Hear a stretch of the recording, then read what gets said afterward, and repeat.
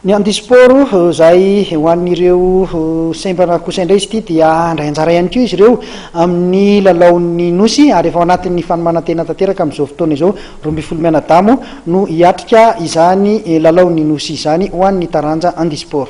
Amin'ny andisport zany 12 ny atleta mandray anjara eo misy ny mola marenina, misy ny eo mana fahasembanana rabatana, dia misy ny eo amin'ny aratsaina. Dia ireo épreuve nataony avy zany dia eo amin'ny mental zany misy ny 100 mètres, poids, longueur, 800 mètres andraisantsika anjara daholo zany zay nalana vavy. Eo amin'ny fauteuil dia ny 1500 mètres lasy vavy. Ny eo amin'ny mona marenina dia 200 mètres sy ny longueur lasy vavy. Aiza ho aiza ary ny fanomanana amin'izao herinandro vitsivitsy mialohan'ny lalaon'ny nosy izao?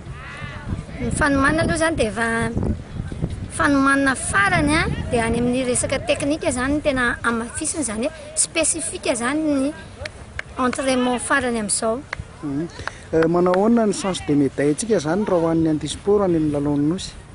Chance de médaille aloha dia misy ary efa misy mihitsy ny fanantenana eo amin'ny ny apetraka angambany izay entraîneur zany apetraka fanamby dia efa 5 médailles d'or any aloha ny minimum aloha, izay zany fanampiny ay. Eo amin'ny fitaovana entina miatrika ny faninanana kosa manao ahoana izay raha ho anareo ato amin'ny andisport? Izay angamba ny anisan'ny discipline hoe tsy dia manana fitaovana ampy satria na ny tennis entin'ny ankizy manao entraînement angambany dia tsy tena sarisary fa efa mampanantena moa zany ny ministère coach dia miandry fanampiana izy ireo zahay. Manao ahoana kosa ny resaka fauteuil?